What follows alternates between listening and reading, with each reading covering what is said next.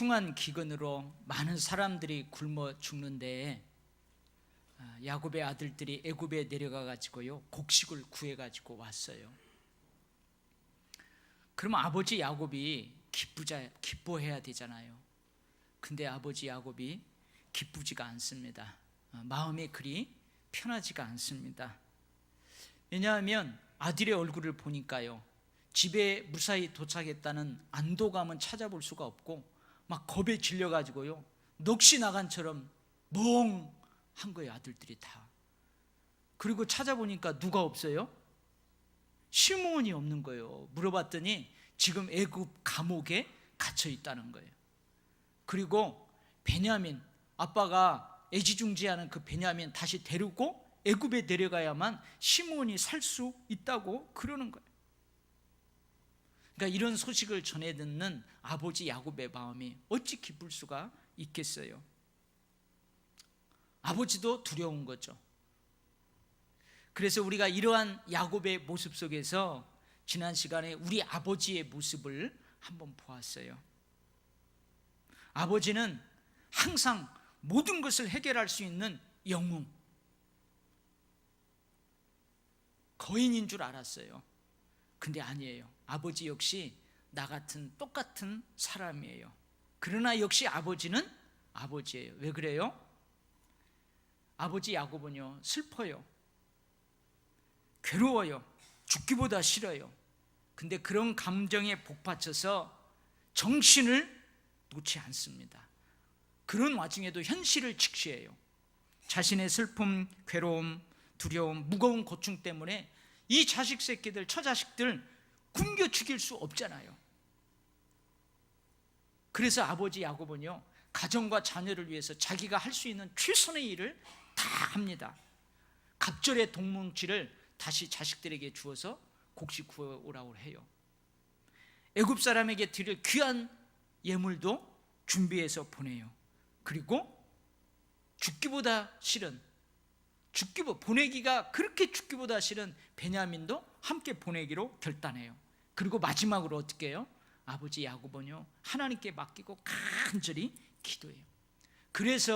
이래서 아버지는 나처럼 똑같은 실수투성이도 많고 불완전한 존재이기도 하지만 역시 아버지는 분명 나보다 훨씬 큰 존재예요. 아멘? 아멘. 이런 아버지를 큰아들 루벤과 유다가 자기 자식을 담보로 하고 자기 생명을 담보로 아버지를 위로해요. 아버지의 마음을 알아줘요. 여러분, 우리 자식들은요 어쩌든지 부모님께 공경을 다 해야 될 줄 믿습니다. 아멘. 근데 자식들 중에는요 부모님을 공경하지는 않고 공격하는 사람이 있어요. 그러면 안 된단 말이에요. 자식은 부모님께 순종하고 자식은 부모님께 효도를 다 해야 될 줄 믿습니다. 할렐루야. 우리 지난 시간에 그 엉뚱한 녀석 하나 있었죠. 엉뚱한 아들 하나 있었죠. 누가 있었어요? 가끔 아버지한테 소고기 사다 주는, 그것도 외상으로. 그 자식처럼 우리가 늘 효도해야 될 줄 믿습니다. 그래서요 이 형님들이 이제 아버지가 마련해 준 예물, 그리고 갑절의 돈, 그리고 베냐민을 데리고 다시 애굽에 내려가지고 요셉 앞에 섰어요. 근데 요셉이 어떻게 하냐면 자기 청지기에게 이 사람들을 우리 집으로 모시고 가라고 그래요. 그래서 짐승을 잡고 아주 융숭한 점심 식사를 준비하라고 그래요. 내가 뒤따라가서 이들과 함께 점심 식사를 하겠다 그러는 거예요. 요셉이 조금 바뀐 것 같죠. 아니 아직 자신이 요셉인지 모르는 이 형들을 위해서 왜 이 형들을 자신의 집으로 모시고 가라고 했을까?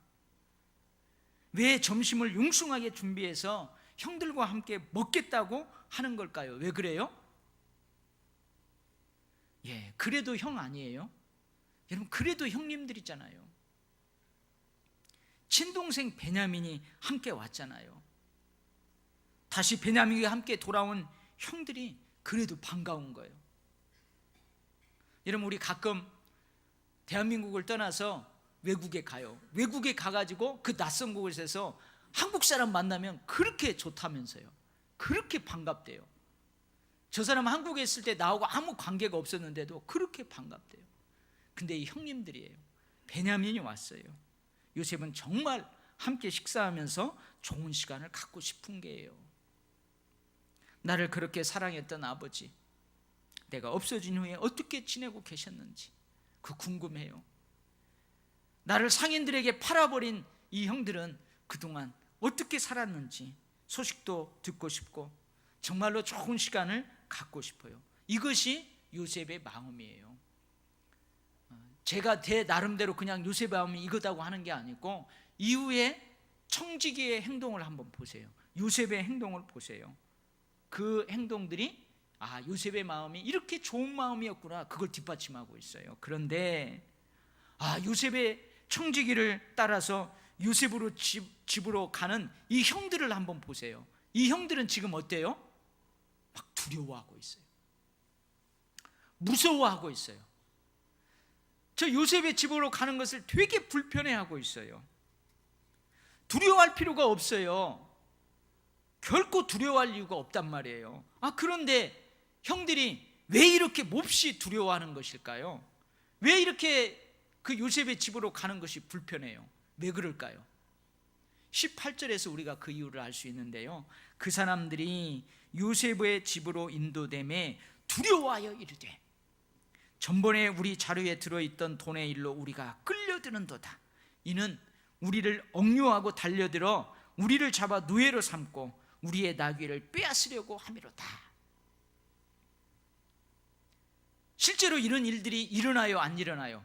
우리는 미래를 알 수 있잖아요. 이미 성경을. 일어나요, 안 일어나요? 안 일어나요. 근데 이들이요, 마음속으로 그렇게 생각하는 거예요. 부정적인 마음, 그것 때문에 이 사람들이 지금 두려워하는 거예요. 이들이 요셉으로 집에로 가는 것, 요셉과 함께 점심을 먹는 것을 몹시 불편해하는 이유는요, 부정적인 생각 때문에 그래요. 마음과 생각 때문에 그래요. 요셉은 전혀 그럴 마음이 없어요. 지난번 도로 자루에 넣어준 돈에 대해서 모함할 마음이 전혀 없어요. 이들을 억류할 생각이 전혀 없어요. 이들을 노예로 삼고 싶은 마음 절대 없습니다. 이들이 가지고 있는 나귀가 탐나고 이들의 재산이 탐나가지고 다 빼앗고 싶은 그런 생각 하나도 없어요. 요셉의 명을 받은 청지기는요, 어떻게 해요? 지난번 자루에 도로 넣어준 돈에 대해서 전혀 문제 삼지 않아요. 진짜로 문제 삼으려면은 감옥에서 시므온을 풀려주는 게 아니고 감옥에 있는 시몬에게로 이 사람들을 다 집어쳐넣어야 돼요. 근데 시므온을 풀어줘요. 그리고 요셉의 집에 도착한 그들에게 물을 떠다가요, 발을 씻도록 해줘요. 사람들에게만 극진하게 대접하는 게 아니고 나귀들에게도 먹을 것을 주어요. 여러분, 이것은요 진짜 대접을 잘한다는 거예요. 지금 형들은 일어나지도 않을 일들에 대해서 일어날 것이라고 생각하는 거예요. 좋은 일들이 기다리고 있는데 이들은 안 좋은 일들이 일어날 것이라고 부정적으로 생각을 해요. 그러자 모든 일들이 어떻게 되는 거예요? 모든 일들이 두려운 거예요. 모든 일들이 무서워요. 몹시도 불편한 거예요. 사랑하는 우리 도일교회 성도 여러분, 우리가 실제 삶을 살아갈 때요, 우리가 맞닥뜨리는 상황, 우리 앞에 일어나는 사건, 그것도 중요해요. 근데 더 중요한 게 있어요. 그게 뭐냐면 그 상황에 대한, 그 사건에 대한 그 사람의 마음과 생각이에요. 이 마음과 생각이 진짜로 중요해요. 잠언 23장 7절 말씀이에요. 대저 그 마음의 생각이 어떠하면 그 위인도 그러한즉. 4장 23절 말씀. 모든 지킬 만한 것 중에 더욱 너의 마음을 지키라. 생명의 근원이 이에서 남이니라. 선생님이요, 바구니 안에다가 꽃을 가득 담아가지고 학생들 앞에 교실 안에 들어왔어요. 그래서 학생들한테 물어봐요. 얘들아, 이것이 무슨 바구니지? 그러니까 학생들이 뭐라고 대답했을까요? 뭐라고요? 여러분, 이 꽃을 가득 담은 바구니를 선생님이 가져갖고 얘들아 이게 무슨 바구니야? 그러니까 애들이 뭐라고 대답했을까요? 예, 꽃바구니예요. 혹시 돈바구니예요? 이렇게 대답하는 애들은 없었겠지. 예, 꽃바구니죠 선생님. 뭐 당연한 걸 물어봐요? 그러더니 선생님이요 갑자기 그 바구니에서 꽃을 다 드러내요. 그리고는 비닐봉지에다가 싸온 그 냄새나는 비린내 냄새나는 생선을 거기다가 가득 담더니 다시 물어봐요. 얘들아 이게 무슨 바구니지? 무슨 바구니입니까? 생선 바구니요. 그래 맞다. 똑같은 바구니이지만 꽃을 담으면 꽃바구니가 되고 생선을 담으면 생선 바구니가 된단다. 마찬가지로 사람도 그 마음과 생각에 쓰레기가 담겨 있으면 쓰레기 같은 사람이지만 그 마음과 생각에 향기 나는 꽃이 담겨 있으면 그 사람은 향기 나는 사람이란다. 할렐루야. 오늘 예배 중에요, 예배 드리는 중에 그 중고등학교에서 가르치는 선생님이 지금 예배 드리고 있어요. 오늘 이 예화로 꼭 교육 한번 해주시기 바랍니다. 속으로만 아멘 해요. 여러분, 수술을 앞둔 여인이 있었어요. 근데 이 여인은요 자기가 이제 수술해야 되는데 이 배를 째야 돼요, 수술칼로. 근데 이것만 생각하면 막 너무 두려운 거예요. 너무 두려워요. 언젠가 우리 교인 중에서도요 자기가 수술한다는데 너무 무서워가지고 수술하기 싫대요. 가지고 기도해주고 그랬는데 자기 배를 수술칼로 이렇게 쨘다는 그 사실이 너무 두려운 거예요. 근데 드디어 수술 날짜가 다가왔어요. 그래서 수술대 위에 누워있는데 간호사들이 먼저 와가지고 수술 준비를 다 합니다. 의사들은 저기에서 손 씻고 있는, 간호사들이 먼저 와가지고 그 여인의 배를 열고요 그 위에다가 이제 차가운 알코올로 소독을 해요. 그런데 그 여인이 그 순간 죽었대요. 쇼크사를 했대요. 왜 그런가 봤더니 단지 차가운 알코올로 소독을 했을 뿐인데 이 여인이 수술칼로 내 배를 째는구나 그렇게 생각하자 그 충격으로 죽었다는 거예요. 이거 실제로 있었던 이야기예요. 우리들이 흔히 사용하는 표현이 있죠. 뭐라고 하냐면 마음의 밭이라고 그래요. 마음의 그릇이라고 그래요. 마음먹은 뭐라고 그러죠? 마음에 따라 달렸다, 그런 말을 해요. 마음먹기에 달렸다, 이런 말 우리가 자주 들어요. 다 이게 무슨 의미예요?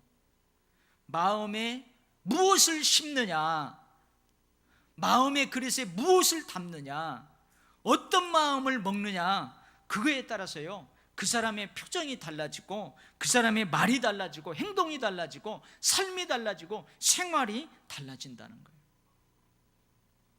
여러분, 누군가에게요 너 이것 좀 해라 이렇게 시켰어요. 근데 그 사람이 어떤 생각을 하냐면 아니 회피르면 왜 나야? 다른 사람 시키지 왜 나한테 시켜? 저 사람 나 무척 미워하는 모양이다. 여러분, 그런 생각을 하면요 그 일을 할 때요 하기 싫어요. 어떻게 해요?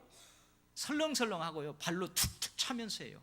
근데요 똑같은 일을 해도 이런 생각을 해봐요. 야, 하필이면 다른 사람한테 맡기지 않고 저 사람이 나한테 맡겨줬어 이걸. 야, 나한테 이 일을 맡겨주다니 저분이 나를 진짜 좋아하는 모양이다. 여러분, 이런 생각을 하면요 그 일을 쉽게 끝나요. 금방 해요. 우리가 잘 아는 이야기가 있죠. 신라시대 때 그 원효대사가요 누구랑? 의상대사랑 함께 당나라로 유학길에 올랐대요. 근데 가다가 하루 저녁에 무덤가에서 잠을 자는데 막 너무너무 캄캄한 밤에 목이 말라요. 더듬더듬 해가지고 딱 손에 잡혔는데요 그 물을 마셨는데 너무나 시원하고 달대요. 그 아침에 딱 일어나 봤더니 뭐예요? 해골에 담겨있는 시치 썩은 물이에요. 그래서 막 구역질을 했어요. 그것도 모르고 간밤에는요 너무나 시원하게 달게 마셨는데, 그래서 원효대사는 모든 것이 마음에 먹기에 달렸다 그런 깨달음을 얻고 그 당나라로 가지 않고 다시 신라로 돌아왔다는 그런 이야기예요. 사랑하는 성도 여러분, 우리 지금 가정의 달이잖아요. 혹시 부모님께 부정적인 마음 가지고 있는 사람 있어요? 형제 자매들에게 부정적인 마음 가지고 있는 사람 있습니까? 그러면요, 한번 긍정적인 마음으로 한번 바꿔보세요. 그러면 밉지 않아요. 여러분, 자식들에 대해서 안 좋은 마음, 부정적인 마음 가지고 있는 사람 있어요? 한번 바꿔보세요. 긍정적으로 바꿔보세요. 그러면 밉지 않아요. 불편하지 않아요. 두렵지 않아요. 구역질 나지 않아요. 아주 시원하고 달 것입니다. 쇼크사하지 않을 것입니다. 향기 나는 사람이 될 것입니다. 할렐루야.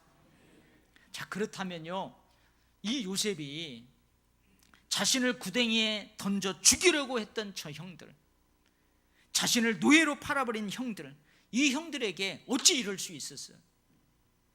어떻게 이렇게 할 수 있었을까요? 죽여도 현찮았잖아요. 아닌가요? 너무 막 나갔나요? 저것들 감옥에 가두어도 현찮잖아요. 너무 막 나갔나요? 근데 요셉은 그런 마음 안 가져요. 너희 아버지, 너희가 말하던 그 노인이 안녕하시냐? 생존해 계시느냐? 이게 누구예요? 자기 아버지 야곱이에요. 아버지라고 말 못해요. 아직 형들은 자기가 요셉인지 모르니까 막 입이 근질근질한 거예요. 너희들이 말한 그 노인은 안녕하시냐? 잘 있냐? 베냐민을 보면서 너희가 말하던 너희 작은 동생이냐? 그러면서 막 그 베냐민 친동생이잖아요. 자기 어머니가 나타가 죽었어요. 이 아들을 낳다 죽었잖아요. 그 친동생이잖아요. 그러니까요, 너무 애착이 있는 거예요. 하나님이 너에게 은혜 베푸시길 원하노라. 막 이렇게 하다가요, 요셉이요, 뭐가 터져버렸어요? 눈물이 터져버렸어요. 그 아우를 사랑하는 마음이 폭받쳐서 막 울음이 터져버렸어요. 형들에 대한 정을 억제하지 못하고 막 눈물이 왈칵 쏟아지는 거예요. 그러니까 어떻게 해요? 요셉이 지난번처럼 막 뛰어들어가요. 안방으로 뛰어들어요. 지난번처럼. 그리고 안방에 뛰어들어가서요, 울어요. 형들 몰래 막 울어요. 한참을 울고 어떻게 해요? 얼굴을 씻고 정을 억제하고 나와서 다시 함께 식사를 합니다. 사실 울어야 될 사람은 누구예요? 울어야 될 사람은 형들이에요. 근데 요셉이 울어요. 그러니까 아무래도 형들이 좀 이상하지 않았겠어요? 참 이상하다, 저 양반 왜 그런가. 근데 더더욱다요, 그래도 그럴 것이 어떻게 냐면은 식사 자리를 딱 앉히는데, 아니 저 사람이 우리를 어떻게 알고 나이 순서대로 그 형제들을 다 앉히는 거예요. 그러니까 서로 형들이 쳐다보면서 야, 참 이상하다. 아니, 저 사람이 어떻게 알고 우리를 순서대로 이렇게 쫙 앉히는가. 왜 그래요? 형들은 모르지만요, 요셉은 이 사람들이 형인들인 줄 알고 있거든요. 여러분, 오늘 제가 본문을 읽어드렸는데 지금 요셉과 형제들이 함께하는 이 점심 식사 분위기가 어때요? 여러분, 분위기가 어때요? 좀 억지스럽습니까? 살얼음판 같습니까? 형들이 생각했던 것처럼 막 분위기가 무서워요? 우리가 잔칫날에 잡을 돼지는요, 어떻게 해요? 잘 먹입니다. 잘 먹여요. 그런 것처럼 형들을 잘 먹인 후에 모두 잡아가지고 노예로 삼으려는 그런 분위기입니까? 아니에요. 이 점심 식사의 분위기를 34절에서 알려주고 있는데, 그들이 마시고 그들이 먹고 마시며 요셉과 함께 어떻게 해요? 즐거워하였더라. 이제 두려워하지 않아요. 즐겁게 하는 거예요.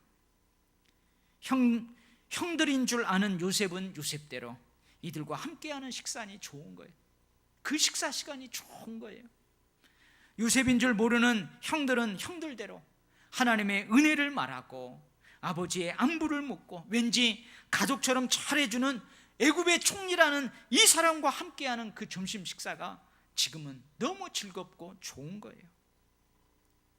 자신을 구덩이에 던져 죽이려고 했던 형들, 자신을 노예로 팔아버린 형들, 이 형들에게 요셉은 어찌 은혜를 베풀 수 있는 걸까요? 어찌 즐거운 시간을 마련해 줄 수 있는 것일까요? 그것은요, 요셉이 이미 형들을 용서했다는 거예요. 이미 요셉은요 형들을 다 용서했어요. 시므온을 두고 가나안 집에 갔다가 다시 돌아오는데 많은 시간이 걸렸어요. 그 시간 동안 요셉은 형들을 용서했어요. 그동안 요셉은 이미 형들을 용서해버렸다는 거예요. 부활하신 예수님께서 제자들이 함께 모여있는 곳에 나타나시죠. 나타나서 하시는 첫 말씀이 뭐예요? 너희에게 평강이 있을지어다 그래요. 너희에게 평강이 있을지어다. 이건 어떤 의미인 줄 아세요? 이미 제자들을 용서했다는 말씀이에요. 다 버리고 도망해버렸어요. 제 살 길 찾아서요 예수님을 헌신상처럼 버리고 다 도망했던 제자들이에요. 근데 이미 예수님이 십자가에서 그 제자들을 용서했다는 말이에요. 그래서 어떻게 해요? 평안을 비는 거예요. 너희들의 평강이 있을지어다.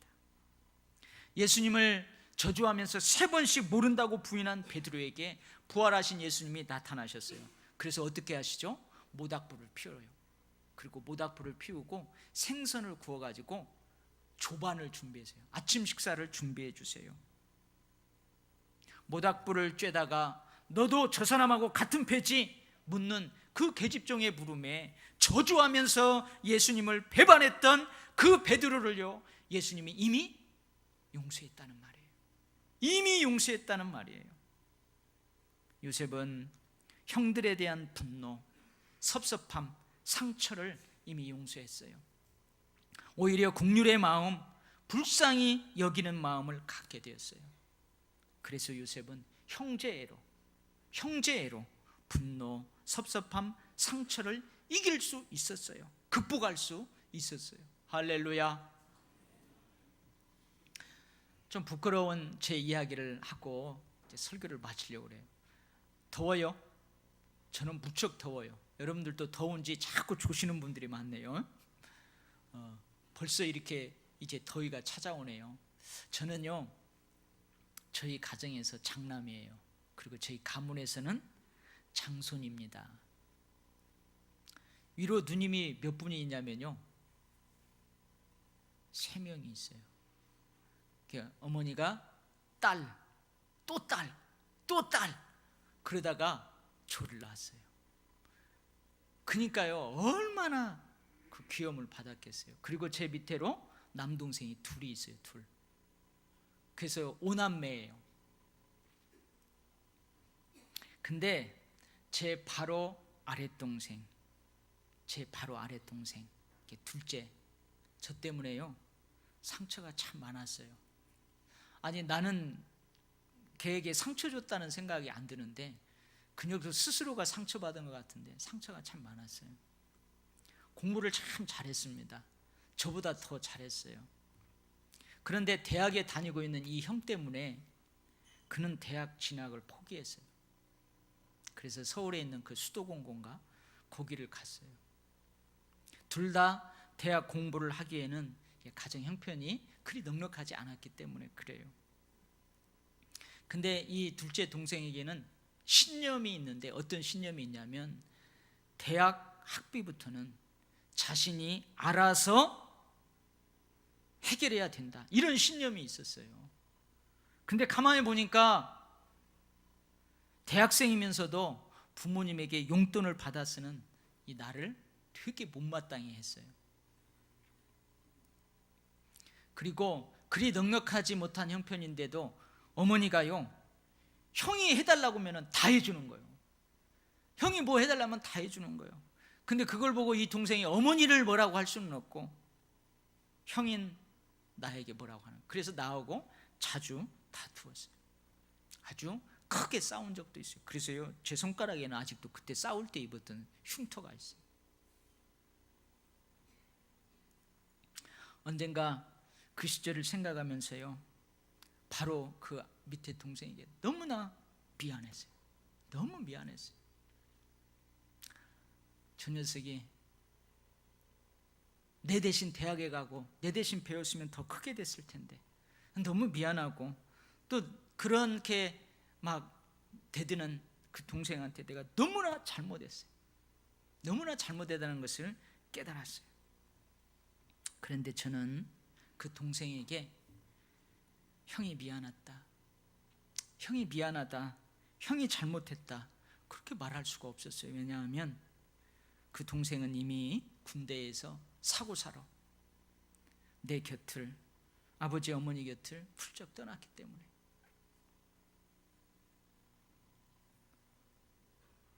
미안하다, 형이 잘못했다, 그 말을 지금도 못하고 있어요. 후회가 많이 됩니다. 너무너무 후회가 많이 됩니다. 자, 누님들은 다 결혼해서 잘 살고 있어요. 아버지 어머니도 두 분 다 돌아가셨어요. 이제 막내 동생, 우리 교회 가끔 오잖아요. 자, 안산에 가끔 올라오면 제가 바로 밑에 동생을 생각하면서 그 막내 동생에 잘 해주려고 해요. 가끔 고향 동생 집에 내려가면은 그 바로 밑에 동생을 생각하면서 이 막내에게 잘 해주려고 해요. 근데 모르죠, 또 막내는 그 어떨지. 사랑하는 성도 여러분, 여러분들은 저처럼 후회하지 않기를 바랍니다. 여러분, 혹시 형제들 간에, 또 부모님에게, 또 자식들에게, 또 하나님이 좋은 관계를 맺었는데 그 관계 가운데 여러분 이런 마음이 있으면 용서하시기를 바랍니다. 긍휼의 마음, 불쌍히 여기는 마음으로 용서하시고 용서를 비시기 바랍니다. 그러면요, 모든 섭섭함, 모든 분노, 상처를 형제로 이겨낼 수 있어요. 극복할 수 있어요. 할렐루야. 저는요, 꿈에서 그 죽은 동생 나타나면 그 꿈에서요 무릎 꿇고, 동생아, 형이 잘못했다, 동생아, 형이 그때 너무너무 너한테 잘 못해줬구나, 그러고 싶은데 저는 꿈속에 한 번도 이 녀석 안 나타나요. 여러분, 요셉은요 형제간이 몇 명이나 됐어요? 12명이에요. 그 디나라는 누나도 있어요. 13명의 형제 자매가 있어요. 그런데 요즘은요, 혹시 손 들어봐요, 형제가 12명인 사람 손 들어봐요. 없어요. 요즘은요 전부 다 외동딸 아니면 외동아들이 많아요. 그러니까 형제 자매가 그리 많지 않다는 거예요. 그런 가정들이 많아요.